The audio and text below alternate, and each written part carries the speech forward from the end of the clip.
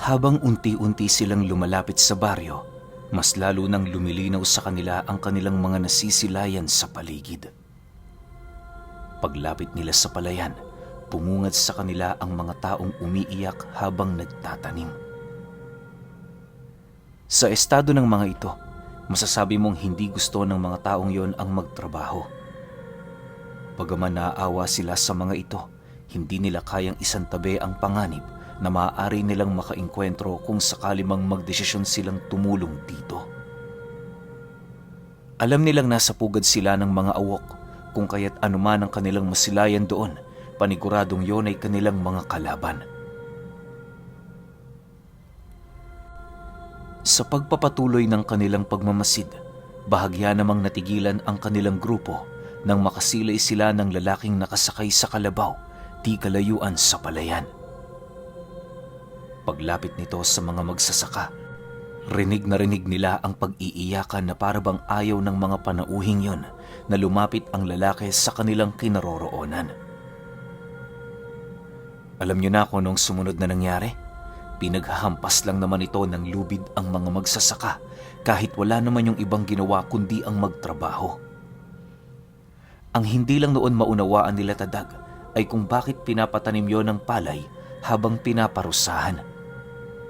Nasisiguro naman nilang hindi negosyante ang mga awok kung kaya't para saan ang pagtatanim nila ng palay. Matapos nilang maunawaan ang bagay na yon, nanatili pa rin sa kanilang mga isipan ang mga katanungan na halos hindi nila masagutan. Lumipas pa ang mga oras, nanatiling nakaantabay ang grupo nila Tadag na nasa damuhan. Nagmamasid sila at naghihintay ng pagkakataon para umatake. Ilang oras na din ang dumaan pero nanatiling naroon ang lalaking nakasakay sa kalabaw, pilit pa ring pinaparusahan ang mga magsasaka. Sa dami ng galos ng mga ito sa katawan, may hahalin tulad mo na yon sa mga taong namamanata tuwing mahal na araw. Nagkukulay dugo na din ang palayan, gawa ng sa kabila ng patuloy nitong pagtatrabaho, pilit pa rin yung pinaparusahan. Hindi na maatim nila Tadag ang mga nangyayari pero alinsunod sa plano, pinilit nilang tiisin ang lahat ng karumal-dumal na bagay na kanilang nakikita. Sa pagsapit ng 12:00 ng tanghali, nagbigay na ng abiso ang lalaki ukol sa pagtatapos ng trabaho ng mga magsasaka. Habang naglalakad papalabas ng kahon ng palaya ng mga ito, kitang-kita nila Tadag kung papaano yon talian ng mga kadena sa paa at sa kamay. Maya-maya pa, nang makaalis na ang mga ito sa lugar, dahan-dahan namang lumapit sila Tadag sa palayan upang pagmasdan ng paligid. Naniniwala sila, hindi lang mga ordinaryong palay ang itinatanim ng mga ito sa paligid. Habang binabagtas nila ang daan, doon nila napag-usapan ang tungkol sa lalaki na kanilang nasilayan. Labis kasi noong nagtataka ang kanilang grupo, gawa ng inaasahan nilang purong mga babae ang kanilang makikita sa lugar. Matapos naman yung marinig ni Tandang Ibok, walang pagdadalawang isip naman itong inilahad sa kanila kung bakit lalaki ang nilalang na kanilang nakita. Ayon kay Tandang Ibok, paniguradong asawa ng mga awok ang nilalang na kanilang nakita. Hindi rin napapabilang sa lahi ng awok ang lalaki, bagkus ay galing yun sa ibang angkan. Pihikan ang mga awok sa pagpili ng dugo na tatangani ng susunod nilang henerasyon, kung kaya't malakas ang kutob ng ermitanyo na paniguradong gabunan ito, o hindi naman kaya'y anak ng malalakas na uri ng aswang. Ano man ang lahi ng lalaking yon, paniguradong magbibigay ito sa kanila ng panganib kung hindi nila ito papansinin. Dagdag pa nito, marahil ay nagkakalat ng lason ang mga ito sa lugar na yon, kung kaya't sapilitan nitong pinapatanim ang mga taong ginawa nilang alipin. Sa pagdating nila sa loob ng kahon-kahong palay, bumungad sa kanila ang mga butong itinali sa mga binhi. Sa ilalim nito, meron silang nakitang supot na animoy naglalaman ng kulay berdeng likido. Hindi na nila ninais pang buksan ang supot na yon, gawa ng ramdam nila sa kanilang mga sarili ang panganib na maaaring maidulot nito. Matapos may alis nila Tandang Ibok sa lupa ang mga lason, nagpasya silang hayaan na lamang yung mabilad sa sikat ng araw. Makalipas pa ang ilang minuto, nagdesisyon na din ang kanilang grupo na tumungo sa baryo. Habang binabagtas nila ang daan, maigi naman nilang pinakikiramdaman ng paligid. Mabilis ang kanilang lakad pero ang bawat hakbang na kanilang ginagawa ay merong pag-iingat. Para makasigurong ligtas ang kanilang grupo, nagdesisyon si Tandang Ibok na maging gabay ng mga ito. Siya ang nauna sa hanay, gawa ng siya lamang ang may maraming karanasan ukol sa pagpasok sa teritoryo ng mga kalaban. Maya-maya pa, awa naman ng Diyos, naging matiwasay ang paglalakad nila. Ni kapiranggot na panganib, wala silang nakasalamuha. Sa pagdating nila sa isa pang bukid, nagdesisyon silang pansamantalang ikubli ang kanilang mga sarili upang makapagpahinga hanggang gabi. Marami pa ang oras na meron sila, kaya na may itinuon nila yon sa pagpaplano at pagtataas ng bakod at puder sa kanilang mga katawan. Sa pagsapit ng 5:00 ng hapon, habang papalubog na ang araw, doon na silayan nila Tadag ang dahan-dahang pagsilabasan ng mga awok sa pugad nito. Ang iilan sa mga ito, kitang-kita nila na parabang kakagising pa lamang sa halos isang umagang pagpapahinga. Habang nagkukumpulan ang mga nilalang na yon sa gitnang parte ng baryo, muli nilang nasilayan ang lalaki, hila-hila ang mga magsasakang pinarusahan nito. Paglapit nito sa kinaroroonan ng mga awok, dahan-dahan naman yung lumuhod habang iniaabot sa mga ito ang dala nitong lubid. Pagsilay nila Tadag na kinuha na ng awok ang lubid na yon, hindi naman nila maiwasang mapaisip kung ano ang gagawin ng mga ito sa mga magsasakang pinahirapan ng lalaking aswang.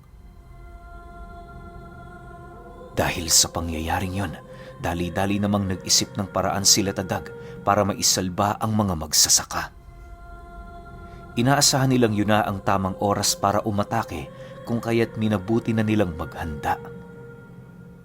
Nang masipat naman ni Tandang Ibok ang kanilang ginagawa, agad naman sila nitong pinahinto habang nagwiwika ng, "Huwag kayong magpadalos-dalos. Tandaan ninyo, alam ng mga demonyong yan na tayo'y nandito. Huwag nyo na ring isipin ang tungkol sa mga magsasaka. Yang gaw na ang mga yan.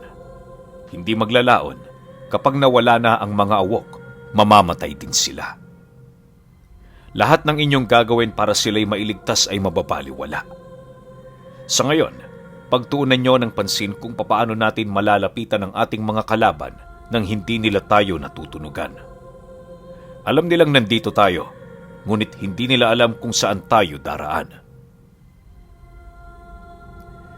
Nang marinig nila Tadag ang sinabi nito, doon pa lamang sila kumalma kahit papaano. Para sa kanila, lahat ng sinasabi ng ermitanyo ay gabay para sa kanilang grupo. Wala din silang balak na suwayin ito, sa kadahilan ng alam nilang lahat ng desisyon ng matanda ay para sa ikaliligtas ng kanilang mga buhay. Sa paglalim pa ng gabi, wala silang ibang ginawa kundi ang magmasid. Masakit man para sa kanilang makita ang mga magsasakang dinadalugo sa baryo ng mga awok, pilit nila yung tiniis alinsunod sa napagkasunduan ng kanilang pangkat. Lumipas pa ang ilang minuto nang dadalawa na lamang sa mga magsasaka ang natitirang buhay. Doon na nagbigay senyas si Tandang Ibok para sa paggalaw ng kanilang grupo. Nang makita naman yon nila Tadag, dali-dali naman silang sumunod sa likuran nito. Ang kanilang paglalakad noon ay nakayuko. Yung tipong nakaupo ka pero naglalakad ka. Ganon na ganon ang pagtitiis nila malapitan lamang ang baryo ng mga awok. Hindi kasi sila maaaring umusli sa matataas na damo sa kadahilan ng sintalas ng mga mata ng agila ang paningin ng mga kalaban nila. Isang pagkakamali lang, paniguradong mabubulilyaso ang kanilang plano. Sa pagpapatuloy ng kanilang paglalakad, hindi maipagkakaila ng iilan sa kanilang mga kasama ay hirap na sa kanilang ginagawa. Bukod kasi sa may mga pinsala yon sa mga binti, meron din yung mga hiwa sa kanilang mga dapa-dapa. Maaaring yun ang nagpapahirap sa kanila kung kaya't kahit tumulong man ang kanilang mga mutya, hindi yun sapat para mapangibabawan nila ang nararamdaman nilang sakit. Dahil sa ganoong pangyayari, kaya na may minabuti nila Tadag na tumigil saglit para pagpahingahin ang kanilang mga kasamang nahihirapan sa kanilang ginagawa. Halos inabot din sila ng 2 oras sa ganoong paglalakad kung kaya't bago pa man nila marating ang baryo, bakas na sa kanilang pagmumuka ang pagod. Habang nagmamasid sila sa paligid, doon nila nasilayan ang mga awok na dahan-dahang humahati ang katawan. Maaaring naghahanap yon ng pagkain, kaya na may napagtanto nila Tadag na yon ang perpektong pagkakataon para umatake. Sa pagliparan ng mga ito, dali-dali naman silang lumapit sa baryo habang hinuhubad ang kanilang mga sabulag sa katawan.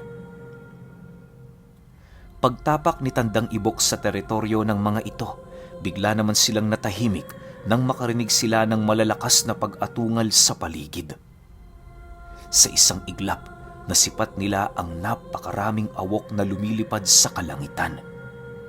Hindi pa man yun nakakalapit sa baryo, alam na nila Tadag na nasilayan na sila ng mga ito. Upang hindi sila madagit ng mga manananggal, dali-dali naman silang pumwesto. Ang mga may dalang kalasag ay tumungo sa gitnang hanay ng kanilang grupo, samantalang silang may mga tabak naman ay piniling lumabas para malaya nilang mataga ang mga nilalang.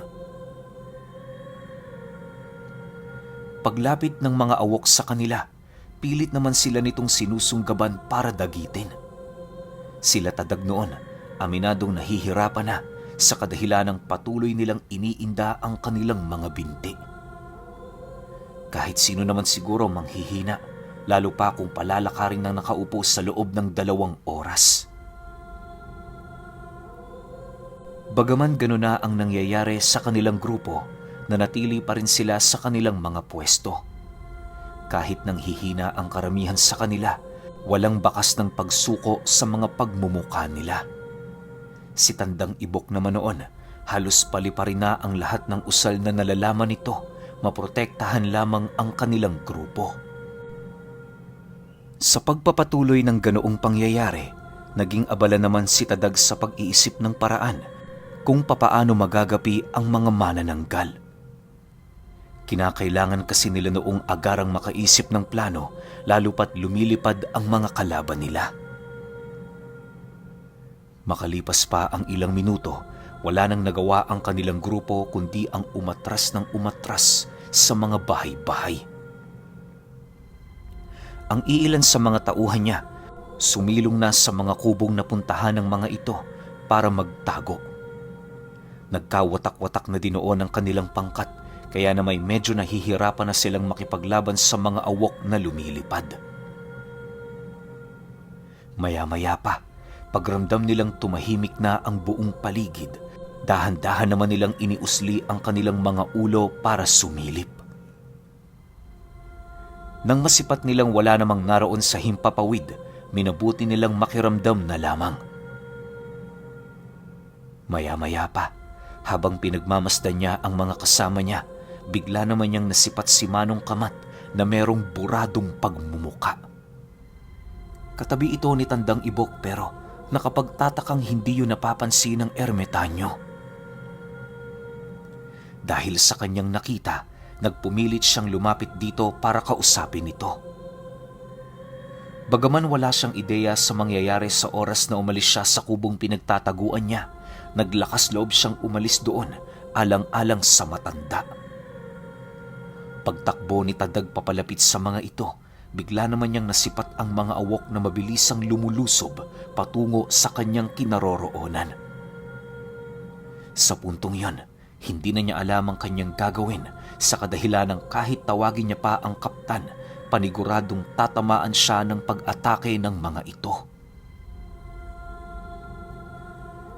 Habang pinagmamasdan niya ang mga awok na papalapit sa kanyang kinaroroonan, hindi niya napansin ang paglapit sa kanya ni Manong Kamat. Bago pa man tumarak sa katawan niya ang matatalas na kuko ng mga awok, nagawa na siyang mayakap ng matanda na siyang naging sanhi upang mailigtas nito ang kanyang buhay. Pagtarak ng matatalas na kuko ng awok sa katawan nito, agad namang bumulwak sa bunganga ng matanda ang malapot na dugo habang papahigpit ng papahigpit ang paghawak nito sa kanya. Tadag, makinig ka. Kailangan mong mabuhay anuman ang mangyari. Pasensya ka na. Hindi ko makikita ang tagumpay niyo sa hinaharap. Ito na lamang ang magagawa ko para makatulong sa inyo. Matanda na ako. Kailangan ko nang magpahinga. Alam mo ba, ilang araw ko nang iniinda ang komplikasyon sa puso at katawan ko. Ayokong maging pabigat sa inyo. Kaya naway, pangalagaan mo itong pangalawang buhay na ibinigay ko. Wika ni Manong Kamat habang patuloy na nanghihina. Paghugot ng awok ng matatalas nitong kuko sa katawan ng albularyo, bigla na lamang yung napahinga ng malalim at kasabay nito ang mabilisan nitong pagkamatay. 10 malalalim na pinsala ang natamo ni Manong Kamat, kung kaya't paniguradong wala ng paraan para yon ay mailigtas. Sa pagbagsak ng katawan nito sa lupa, tanging pag-iyak na lamang ang nagawa ni Tadag habang pilit niyayakap ang katawan ng matanda. Pagsilay naman ni Tandang Ibok sa mga nangyari, dali-dali naman yung lumapit sa kanya at kasabay nito ang mabilisan nitong paghugot ng latigo sa katawan ni Tadag. Inabisuhan naman siya ng matanda na hihiramin ito, kung kaya't wala na siyang nagawa kundi yon ay hayaan. Habang iwinawasiwas ni Tandang Ibok ang latigong yun sa lupa, napansin nila ang biglaang pagbagsak ng malakas na ulan sa paligid.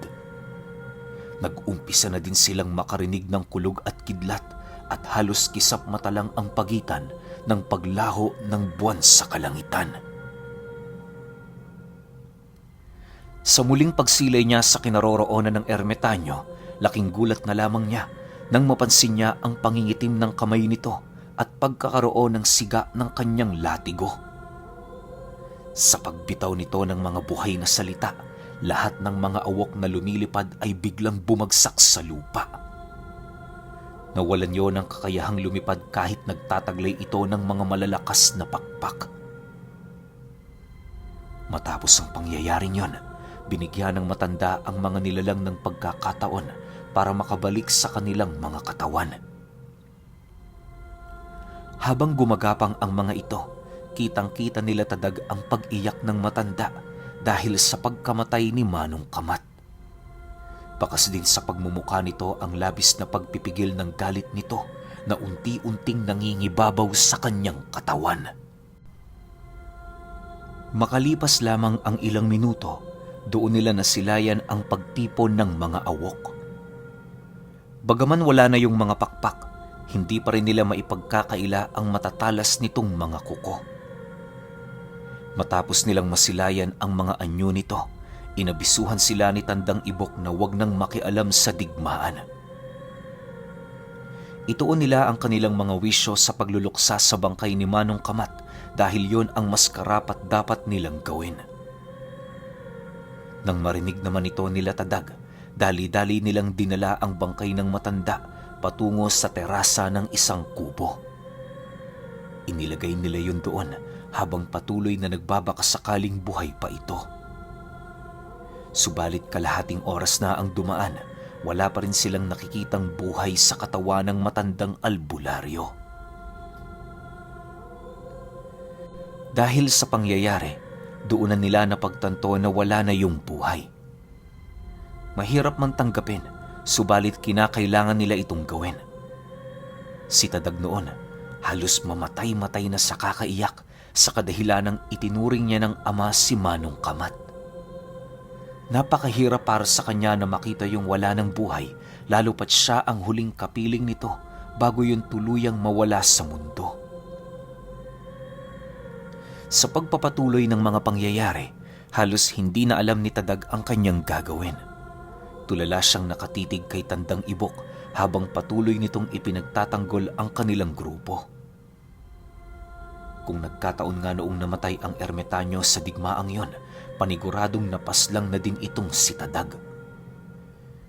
Pakiramdam niya, may kung ano sa kanyang katawan ang naghahangad ng kasagutan ukol sa mga katanungang hindi man lang niya nalalaman. Maya-maya pa, bahagya naman itong natigilan si Tadag sa pag-iisip nang masipat niya si Tandang Ibok na merong hinihilang awok pababa sa lupa. Nagpupumilit yung lumipad papalayo pero ang dulo ng kanyang latigong nakatali sa bewang nito ang pumipigil dito. Habang humihigpit ang pagkakapulupot ng latigong yan, mas lalong lumalakas ang atungal ng nilalang, indikasyon na nakakaramdam ito ng labis na sakit sa kanyang katawan. Hindi naglaon na sipat nilang kumalas na sa sistema nito ang iilang parte ng bituka at laman loob. Pagbulwak ng ilang galong dugo sa katawan ng nilalang na yon, tuluyan na yung bumagsak sa lupa, dilat ang mata at wala ng buhay. Unti-unti na ding naagnas ang kalahating parte ng katawan nito habang tumatakbo papalayo. Sa pagkamatay ng awok na yon, mas lalo pang tumindi ang pangyayari sa paligid. Habang nananatiling nakatayo sa harapan ng mga ito si Tandang Ibok, kitang-kita nila Tadag kung papaano numingas ang puwersa nito. Pagwasiwas ng ermitanyo ng latigo sa lupa, bigla naman yung sumigaw ng malakas na nagsasabi ng, "Hanggat nabubuhay ako, isinusumpa ko, ako ang puputol sa lahi ninyo!" Kasabay ng pagsigaw ng ermitanyo ay ang pagtulo naman ng luha nito na siyang nagpapahiwatig kung gaano kasakit ang nararamdaman nito. Nang dumating na sa puntong hindi na maikubli ng matanda ang kanyang lungkot at pagdadalamhati, ipinakita niya yon sa pamamagitan ng paglipol sa mga awok. Sa unang pagkakataon, doon nila nasaksihan kung papaano magwala ang matanda na siyang nagtatangan ng gabay ng diwatang si Makaako. Dahil sa sobrang lakas ng presensyang ipinamalas nito, maging sila Tadag na naroon sa malayo ay hindi maiwasang maramdaman ng epekto. Ang iilan sa kanila ay nabibingi at animoy nawawalan na ng wisyo kahit na matataas ang uri ng bakod at puder nila sa katawan. Lumipas pa ang isang oras, tuluyan na ngang nalipol ni Tandang Ibok ang mga nilalang. Iniwan niya ang baryo nitong nagliliyab at wala ni isang natirang buhay. Matapos ang mga pangyayari, isa-isa naman itong pinagpapaslang ang mga magsasaka. Bago niya yung tuluyang kitila ng buhay, inaalayan niya muna ito ng panalangin upang malagay sa tahimik ang kanilang kaluluwa. Para kay Tandang Ibok, yon ang pinakamagandang paraan at tulong na maaari niyang maibigay sa mga taong yon. Maya-maya pa, nang maubos na niya ang mga ito, inutusan niya ang mga tauhan ni Tadag na maghukay ng libingan ng mga magsasaka.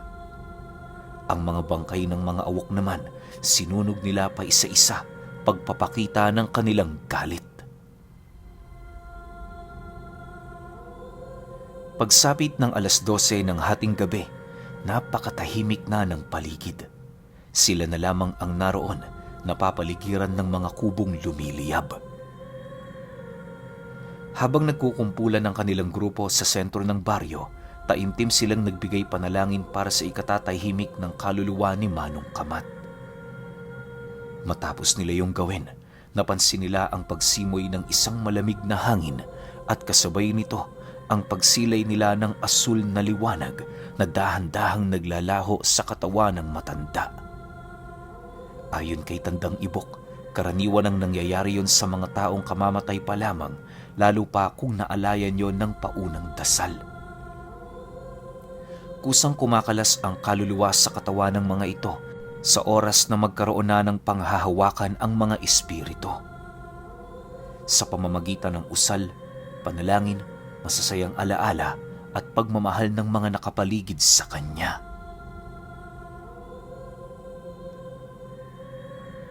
Okay, paano ba?